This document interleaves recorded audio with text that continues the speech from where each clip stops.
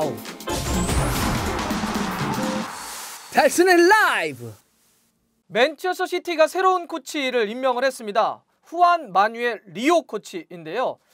맨체스터 시티가 왜 새로운 코치를 영입을 했나? 왜냐하면 지금이 이제 항소심 재판이 한참 열리고 있는 그런 기간인데 왜 이때 새로운 코치를 임명을 한 거지? 또 하나는 이제 리오는 누구예요? 리오 코치는 누구죠? 이 인물에 대해서도 한번 이야기를 해보겠습니다. 자, 그럼 리오 코치가 누구인지부터 먼저 알아보겠습니다. 스페인 출신입니다. 리오 코치는요 1965년생이니까 만으로 하면 54시죠? 그러면 과르디올라 감독이 71년생이니까 과르디올라 감독도 이제 위입니다. 지도자로서 그냥 뭐 전문화된 길? 그러니까 지도자의 길로만 축구 인생을 살았다 이렇게 볼 수 있는 인물입니다. 15살에 지도자 길을 시작을 했습니다. 그러니까 우리로 얘기하면 중고등학교 정도 되는 거죠. 우리 모두 희망이 있습니다.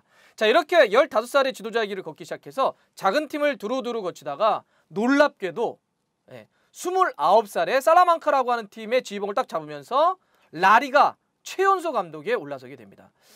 정말 대단한 거죠. 29살에 이렇게 라리가라고 하는 정말 유럽에서도 굴지의 리그의 어떤 감독이 될 수 있다라고 하는 건 정말 놀라운데요. 그러고 보니까 독일에도 분데스리가에 나겔스만 감독이 20대로서 딱 이제 분데스리가 감독이 된 적이 있는데 그 원조격이라고 할 수도 있을 것 같습니다. 리오 감독은요 이후에도 뭐 레알 오비에도, 그다음에 사라고사, 테네리페, 레알 소시에다드, 알메리아 이런 데도 막 쭉 두루 거쳤고요. 그다음에 남미 쪽으로 가서 콜롬비아라든지 칠레, 그다음에 이제 아시아에서도 감독 생활을 좀 했습니다. 물론 이렇다 할 어떤 성과를 냈냐 이렇게 물어보신다고 한다면 또 그런 건 아닙니다. 물론 이제 맡았던 팀들이 좀 중소규모, 좀 작은 팀들을 많이 이끌었었기 때문에 감독으로서 어떤 대단한 성과를 냈냐라고 보면 좀 어렵습니다. 그런데 이런 생각이 좀 들지 않으세요? 아니 그런데 그러면 이렇게 많은 팀들을 어떻게 이렇게 오랜 세월 동안 이끌어 올 수 있었고 이번엔 또 어떻게 맨시티라고 하는 정말 어마어마한 팀에 또 코치로 올 수 있었습니까? 이거 궁금하시죠? 사실 리오 이번에 코치는요 감독 때도 그랬지만 어떤 팀으로서 성과를 내지 못했지만 어마어마한 이론가로서 축구계의 어떤 한 획을 그은 인물이기도 합니다. 지금 과르디올라 감독의 축구를 이야기할 때 우리 포지션 플레이 혹은 하프 스페이스 이런 표현 이제 우리 되게 익숙하게 많이 쓰잖아요. 그러니까 포지션 플레이라고 하는 것은 수적인 우위, 그다음에 질적인 우위, 그다음에 위치적 우위 이런 걸 따지는 겁니다. 뭐 그냥 예전에 우리 한번 했으니까 짧게 복습해보면 이런 거죠. 뭐 수적인 우위는 어느 공간에서든지 우리 선수들이 많아야 된다. 그다음에 질적인 우위는 이렇게 대치될 때 대치되는 선수 상대보다는 우리 선수가 더 능력이 뛰어나야 된다 이런 거고요. 위치적 우위는 당연히 좋은 위치를 점해서 좋은 수비, 좋은 공격을 해야 된다 이런 거잖아요. 이런 포지션 플레이의 아이디어를 제고 이론가가 바로 리오 코치입니다. 그리고 이제 하프 스페이스 같은 이런 아이디어, 영감을 준 것도 역시 리오 감독입니다. 그래서 여러분들 과르디올라 감독의 이렇게 선수 때 커리어를 쭉 한번 보시면 흥미로운 게 하나 있어요. 뭐 나머지는 다 이해가 돼요. 뭐 중동에 가서도 잠깐 뛴 것도 이해가 되는데 어떤 게 있냐 마지막에 멕시코 리그에 가서 잠깐 뛴 게 나옵니다. 멕시코의 도라도스라고 하는 팀에 잠깐 뛰는 게 있는데 이거 좀 뜬금없어요. 약간 이게 뭐야? 왜 갑자기 멕시코 리그는 왜 갔을까 이런 생각이 드는데 그때 이 도라도스의 감독이 리오였습니다. 그래서 워낙 그 과르디올라 감독은 선수 시절 때부터 리오 감독이 이끄는 팀의 전술을 보면서 뭐지? 어떻게 저런 축구를 하지? 그래서 어떤 일화도 있냐면 하도 알고 싶어서 리오 감독이 이끌었던 팀의 라커룸에 들어가서 물어봤던 적도 있다고 해요.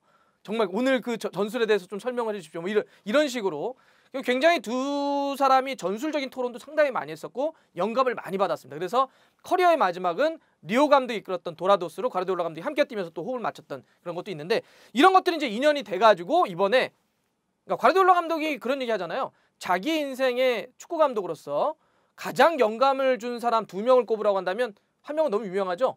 요한 크루이프, 그죠? 그 다음이 또 한 명이 바로 리오입니다. 그러니까 이번에 데려온 건데 그리고 그거 하나 얘기 드려야 되겠네요. 리오 감독, 리오 코치죠. 이제 코치로 왔으니까. 리오 코치가 했던 되게 유명한 얘기 중에 하나 이런 것도 있어요. 현대 축구를 망친 장본인 중에 하나가 포메이션이다. 이런 이야기도 했습니다. 사실 포메이션이라고 하는 것은 어떤 전술, 축구를 잘하기 위한 기본적인 형태인데 마치 포메이션, 만약에 4-3-3, 뭐 3-5-2, 4-2-3-1 이 포메이션 그 자체가 축구의 전부인 것처럼 이거를 알면 마치 축구의 모든 걸 분석할 수 있는 것처럼 하는 오류를 범하게 한다. 그러니까 실제로 포메이션이라고 하는 건 상당히 많은 부분 전술과 전체 전술을 설명하기 위한 기본적인 뼈대일 정도인데 그게 모든 걸 다 삼켜버린다.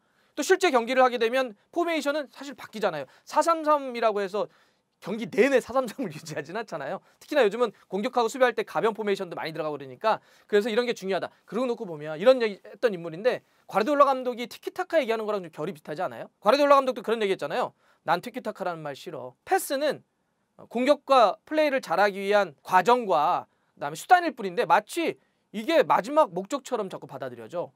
그래서 저는 티키타카란 말을 하면 마치 티키타카가 대단한 모든 거 있는 것처럼 얘기하는 게 좀 싫어요. 그래서 티키타카라는 말을 잘 안 쓰려고 합니다. 이런 얘기를 한 적이 있잖아요. 비슷하죠. 자, 이러기 때문에 이제 과르디올라 감독은 리오 코치를 데려온 겁니다. 근데 여기에 왜 데려왔냐 이런 것도 한번 봐야 되잖아요. 한 3가지 정도로 짧게 좀 정리할 수 있을 것 같습니다. 첫 번째는 사실 지금 코치 자리가 좀 공석이잖아요. 아르테타 코치가 아스날로 넘어가면서 지난번에 그래서 계속 지금 비어 있었기 때문에 그 자리가 메워야 됐습니다. 그러니까 과르디올라 감독 입장에서도 맨시티 입장에서도 수 코치가 필요했고 그게 가장 잘 맞는 리오 코치를 이번에 데려온 거죠. 자, 두 번째는 이런 것도 있는 것 같아요. 근데 시기가 좀 묘하지 않아요? 뭐 이런 거잖아요. 항소심, 그러니까 재정적 페어플레이 때문에 지금 스포츠중재위원회에 맨시티가 유로축구연맹과 항소심 중인데 왜 하필 이때예요? 네. 좀 애매한 시기, 묘한 시기 아닙니까? 뭐 이런 이야기를 하시는 분들이 있습니다. 저는 이런 것 같아요. 이때 팀에서 오피셜 발표를 한 걸 봐서는 일단 결과에 대한 자신감이 좀 있지 않을까요? 물론 항소심이 3일 걸쳐서 딱 하고 끝난다고 바로 다음날 결과 나오는 건 아닙니다. 조금 지나야 이제 항소심 전체적인 결과, 그러니까 처음에 내렸던 2시즌 앞으로 챔스 못 나가는 게 어떻게 될지 모릅니다. 줄어들 수도 있고 그대로 될 수도 있겠는데 팀 입장에서는 자신 있습니다. 아마 좀 줄어들 거예요. 아마 좀 경감될 겁니다. 이런 자신감이 있기 때문에 이렇게 좀 발표한 것이 아닌가 좀 보이고요. 세 번째는 근데 어쨌든 이건 과르디올라 감독의 의중이 중요한 거 아닐까요? 과르디올라 감독과 함께할 코치를 발표하는 건데 아무리 팀이 뭐 자신감이 있다고 하더라도 과르디올라 감독의 어떤 판단이나 선택 없이는 갈 수가 없잖아요. 제가 봐서는 과르디올라 감독도 이런 게 있었어요. 만약에 맨시티가 앞으로의 징계가 그냥 2시즌 앞으로 못 나가는 게 확정된다면 선수도 떠나겠지만 과르디올라 감독도 좀 뭐하지 않겠어요? 뭐 이런 얘기가 있었잖아요. 특히나 이제 그 과르디올라 감독 같은 경우는 맨시티와의 계약이 1년 남았습니다. 내년 여름까지이기 때문에 어떻게 될까 이랬었는데 과르디올라 감독이 그런 것 같아요. 네. 자, 그거와 상관없이 나는 일단 맨시티와 끝까지 집중하면서 가겠다. 네. 그리고 계약, 제가 봐서는 이거는 약간 계약 연장에 대한 느낌도 좀 있는 것 같아요. 약간 요거는 제 해석입니다. 제 해석인데 뭐 일단 1년인데 뭐 결과는 좀 지켜보긴 해야 되지만 과르디올라 감독 입장에서도 자기가 그렇게 존경하는 인물을 코치로 데려왔는데 좀 있으면 팀을 떠날 팀을 이렇게 할 수 있을까요? 좀 그러지는 않았을 것 같아요. 일단 그거는 밖으로도 뭐 계약은 1년 남았고 뭐 계약 1년 동안 열심히 할 수도 있고 혹은 잘 되면 더 있을 수도 있습니다. 약간 이런 자신감이 없으면 자기 인생의 가장 중요한 인물을 데려왔을까? 뭐 이런 생각이 좀 듭니다. 자, 근데 어쨌든 뭐 과르디올라 감독의 자신감이 어떻건 맨시티의 어떤 판단이 어떻건 결과가 중요하겠죠. 진짜 결과 어떻게 나올까요? 맨시티 어떻게 될까요? 항소심 결과가 앞으로 몇 주 안에는 좀 나올 텐데 그 결과에 따라서 또 어떠한 일이 벌어질지, 어떠한 일이 또 예상될지 나중에 또 말씀드리겠습니다. 고맙습니다.